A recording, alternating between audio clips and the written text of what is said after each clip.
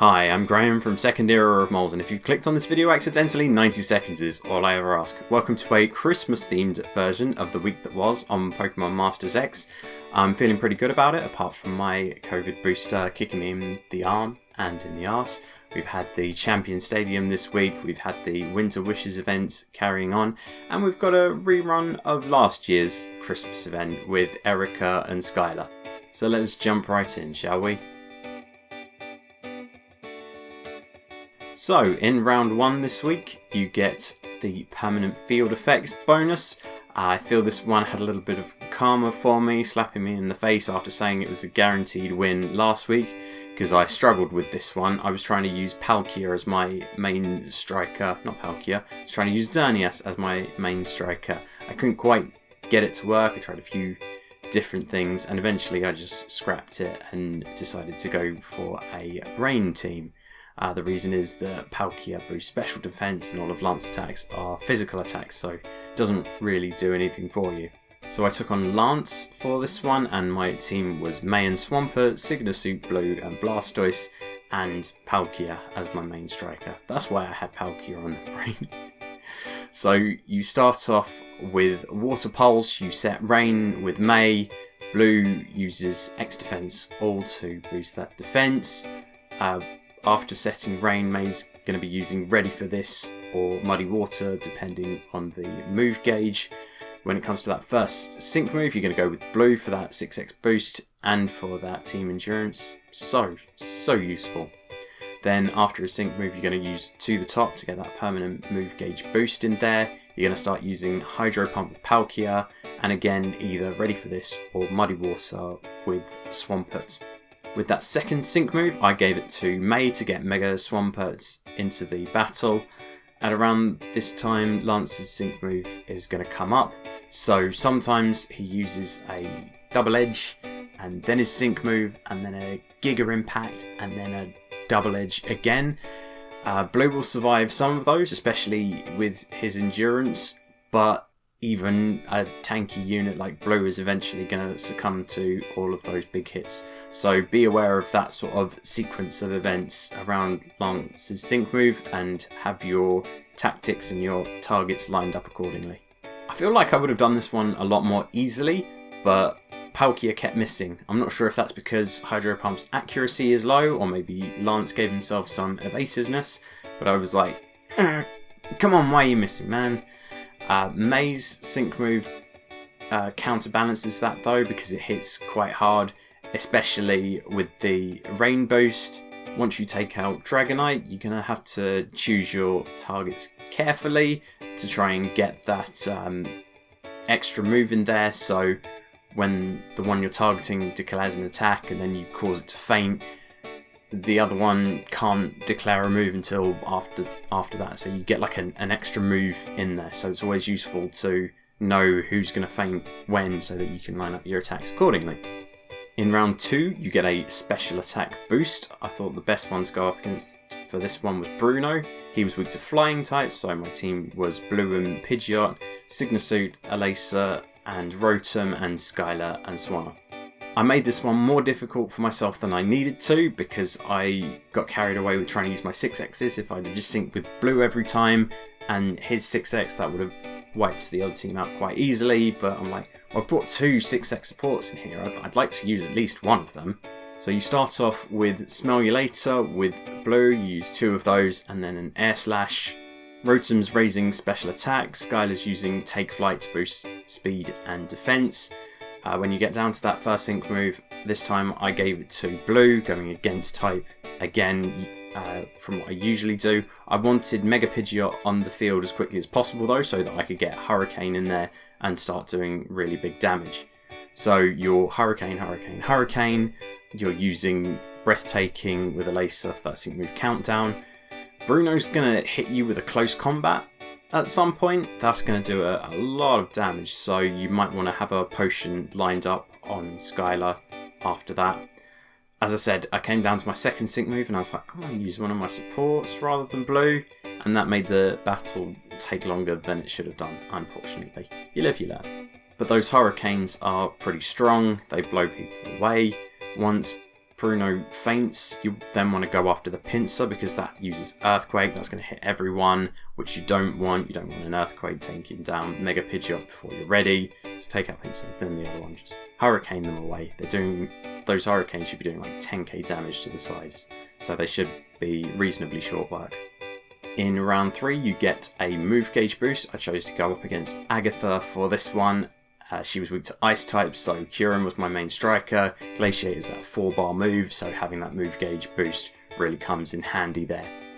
I also put Phoebe in there as a support, and Xerneas. This is when Xerneas came to the fore. I got really lucky with freezing for this one. I got quite a few times where it froze all 3 of the enemies. I wanted stats reductions on for this one because of Kyurem's passives to drop speed. And also if you want to use a Noble Roar, that'll drop attack stats as well. So you start off with a Glaciate to start off with. Phoebe's raising direct hit. Xerneas is using either the World is Vast or Dazzling Gleam based on the move gauge. So you're carrying on in that sort of vein through the first phase. Xerneas sinks first to get that speed, special attack, special defense boost in there. Into that second phase, you're glaciating as much as possible, maybe using a Mwahaha in there to raise crit hit rate and some stats. Phoebe's either using Shadow Punch or Unbreakable Bonds to boost that move gauge. Xerneas is using Horn Leech. It was in this phase that I got the majority of my freezing, so I could do pretty much whatever I wanted. I didn't have to worry about what the opponent was doing. Got down to that second sync move and I gave it to Phoebe. As I have her at 6x now, I wanted that boost. And again, after that it's just Glaciate as much as you can, Unbreakable Bonds to boost that move gauge, and Horn Leech to make sure that Xerneas is topped up. When Golbat's sync move came, didn't hit me that hard. Agatha then used Run Along Now, which really didn't help it out at all, because Glaciate is going to drop its speed, so you don't get that bonus. It takes out a huge chunk of Golbat's health, which does me more good than it does them. Yeah, so not a great plan from Agatha there. Did get a little bit of poison onto Xerneas, but by then it was too late and there wasn't much that they were going to do to stop me. Glaciate all the way through. If you come up to another sync move, go to Kyurem. And yeah, just have fun freezing the pants of Agatha. Fitting for this time of year, yeah. Snow and all that sort of stuff. In round 4, you get a special attack reduction. I was going up against Lorelei with this one. She was weak to fighting types, so I wanted that special attack reduction to try and save them. The team I went for was Bee and Surfetched, Eevee and Leaf, and Misty and Starmie. So Misty and Starmie have special defense all, so that comes in useful. So you start off using that. I always like to put a Catch Us if you can onto those guys reasonably early as well, because that gives some evasiveness. B is raising speed and attack. You only need to use 2 of each because you're using a sync move for Eevee, and that's going to give you the other 2 raises. Eevee's using Tackle to maybe try and get some flinching in there, but it's not a priority. And then that first sync move is going to go to Eevee. 6x, boosting stats, makes sense. That's when I started to do Meteor Assaults with Surfetched. I had at least one lined up after Eevee's sync move. Bubble Beam to take advantage of the healing with Misty. More Tackle in there from Eevee. If you're running low on the move gauge, remember you've got Let's Go. That's going to boost the move gauge. I always forget about it. I'm just like, nah, tackle, tackle, tackle. But it does come in handy when you're using a 4-bar move such as Meteor Assault. When that second sync move comes, it goes to Surfetched. Lorelei's sync move is going to hit Surfetched quite hard, so you might want to use some of Eevee's potions onto Surfetched. Lorelei gets an evasiveness boost, which is always annoying there. So, especially when you're using Meteor Assault, that's a 4-bar move. That's an expensive miss when it happens. But thankfully, when it does hit, it hits hard. You get sync moves as well that are going to compensate for some of that. I eventually took out Lapras on my 3rd sync move. Fortunately, the evasiveness boosts weren't quite so prevalent for the 2 sides, so it was just Meteor Assault, and there we go. And finally on to round 5. The permanent condition this week is a status conditions boost. I chose to go for a special attack reduction from round 4 because Blue had Alakazam this week, mainly going to be special attack, so I thought, right, we'll bring those down. And to take on Blue, I used Lusamine and Pheromosa, Piers and Obstagoon, and Viola and Masquerain. I wanted Viola for some trap to at least take advantage of one lot of status conditions. So you take trap, then you do struggle bug to reduce special attack. Make sure that you've got stats reductions allowed so that you can keep reducing the other team's special attack. That with the special attack reduction is going to come very handy for you. Piers is raising crit hit rate and maybe using a shout my name. Lusamine starts with a lunge, that's a physical attack, so that's not going to be affected by the special attack reduction. She's also probably using a there in there as well to get some stats boost going on. First sync move goes to Piers. I have him as Bubblegum Man, so he's 6x. When you get into that second phase, again using a shout my name to keep that move gauge topped up, more struggle bug, more lunge, until you get down to your second sync move. I went for Lusamine. I've recently put her up to 6x, so it made sense to do that. She's a bug type, weak to bug types. Where Piers really comes in useful for this is that Alakazam uses telekinesis, then a sync move, then a focus blast. That's a lot of damage to output onto one target, and it's not like you can dodge it.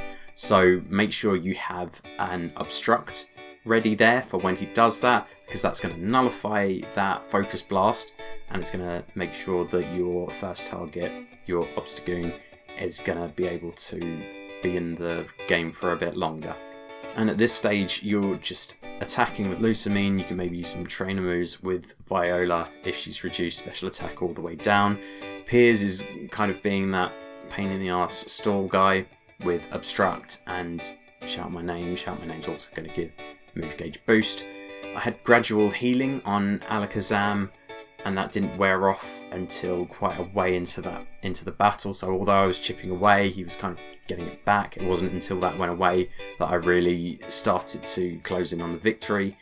I managed to take out Alakazam on the final move before Alakazam would have had its second sync move. I think that would have finished me off, so I was glad to take it out by that point. After that, I switched from using Lunge to using Blizzard. I'm not sure how good of an idea that was, but between Struggle Bug hitting everyone and Blizzard hitting everyone, the two sides, you know, they stuck around for a while, but eventually we managed to get rid of the buddies and complete the Champions Stadium. So there's another 10k points for you. Hopefully that helped you out this week. I only got one more of these left in the year. Not sure if I'll do a video next week or not, but stay tuned, you know.